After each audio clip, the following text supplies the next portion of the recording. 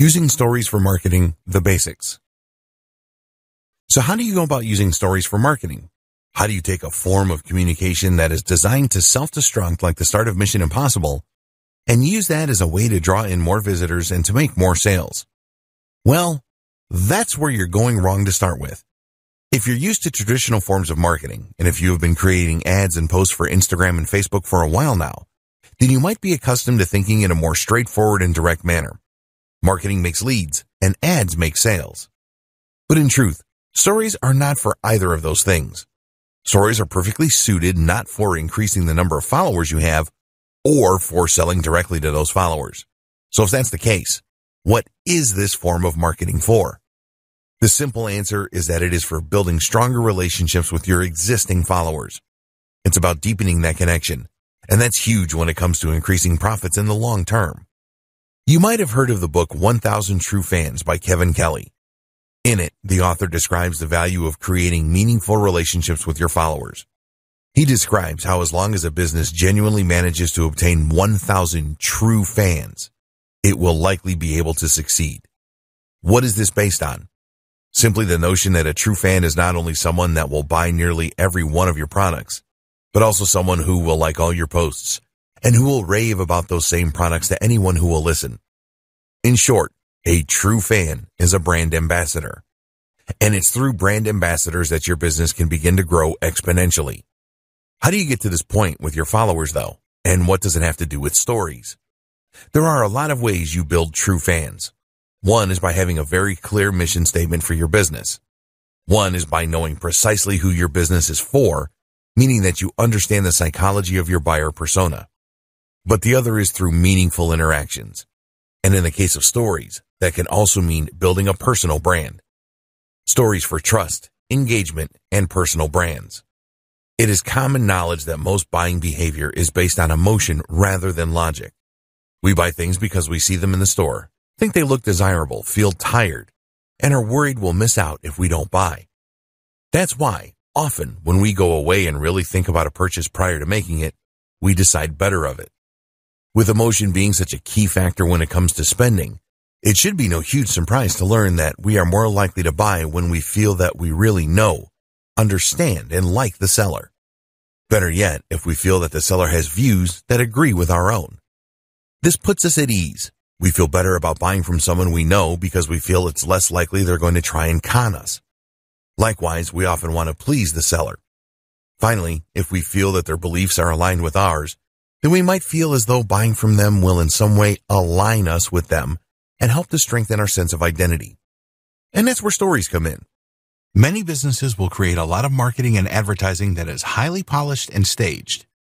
Products look perfect with ideal lighting and professional-looking backdrops, while the personality selling the product is never shown. We feel very detached from these kind of brands, which is why the average person doesn't exactly shed a tear when they feel that a big corporation is going bankrupt. This is even more true when it comes to selling B2B a lot of the time. This method is getting increasingly old-fashioned, though, as the company in question fails to build any trust, to demonstrate anything that would make it unique or stand out, or to demonstrate any personality. If you run an online business, then your Instagram account might have the same problem. It might well be filled with lots of stunning-looking images of products, or perhaps lots of inspiring quotes, or photos of your lifestyle that are designed to look perfect. This is the image you want to portray. And you know that by including even one unpolished-looking photo, you will make the entire account look less messy. But this is where the nature of the story is ideal. This is a temporary image that will never be included on your profile. That means you can include anything you like here, and in 24 hours, it is going to be gone. This in turn means you're permitted to peel back the curtain just a little and to show your followers how the sausages are made, so to speak. Stories can be the kinds of insights that you would never include on the main account, but that help to give you a little personality and help to make you seem much more approachable. Let's say, for example, that you are a high-profile lawyer. You could use stories to share aspects of your life, not only the travel and nice hotels, but also your preference in sandwich, your gripes with the queues at your bank, normal stuff. Likewise, a local business might share a story about a fun customer who came into their store, or about the parade outside that is driving away customers. They might even include a photo of their dog, or a short post about how they loved the latest Marvel movie. Things like that might not sound like strategies that would gel with traditional approaches to business, but that should be considered a good thing. This is not a traditional approach to business, but a much more modern strategy for improving relationships. These posts don't need to be on topic, but they do need to be on brand in as much as they should allow a side of you and your business that you want to be seen. In the next video, you'll see just how this kind of interaction can not only strengthen relationships, but also invite meaningful interactions that translate to sales. If you're worried about being too personal, then you can use this kind of behind the scenes to show you setting up the shop or your staff enjoying drinks out. What's even more effective, though, is if you choose to create a personal brand. Stories for personal brands. A personal brand essentially means a brand that puts the owner, that's probably you, front and center. Rather than promoting X company, you instead promote yourself as a sole trader. This doesn't necessarily reflect on the size of the company or even its structure. Most companies began as one or two people. It's rather a conscious decision early in the business's life to push the individual. And for all the reasons we've discussed, this is a very powerful thing. So instead of being RX Plumbing Limited, you might instead be John Dandy and Company Plumbing. The difference is that the John Dandy is a person that you feel you can know rather than a faceless company. Even if you never deal with John Dandy, the implication is that he's there, and that if you had a serious complaint, you could talk with John Dandy. And this opens up huge potential for marketing that otherwise would simply not exist. You can now, for example, do a live Q&A with your followers, and they can actually speak with the owner of the company. Likewise, you can show them some of the homes that you've listed and how you've helped them, and they'll not only get to see a demonstration of the great service you can provide, but will also get to see even more of your personality. Have you ever found that one plumber or electrician who you know does a good job and who you know will turn up on time, and then you never feel the need to use anyone again? What if you could become that service provider, even without ever having met the customers yet?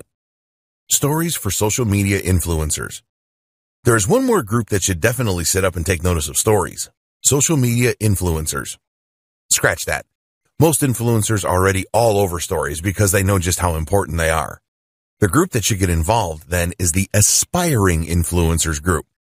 The people who want to become influencers but haven't quite got there yet. And this goes for bloggers too, because like it or not, you're essentially just an old-fashioned type of influencer. An influencer is someone for whom the personal brand is the business. That's someone that inspires, entertains, or educates an audience to the point that the audience trusts their recommendations implicitly. The creative doesn't necessarily sell a product of their own, though they may. But they have so much clout that they can generate huge amounts of cash from simply wielding their influence. For example, did you know that the going rate for a sponsored post on an Instagram account with 200,000 followers is $1,000? On YouTube, it's $1,000 for every 100,000 followers. That's big when you consider that there are plenty of accounts out there with over 1 million subscribers or followers.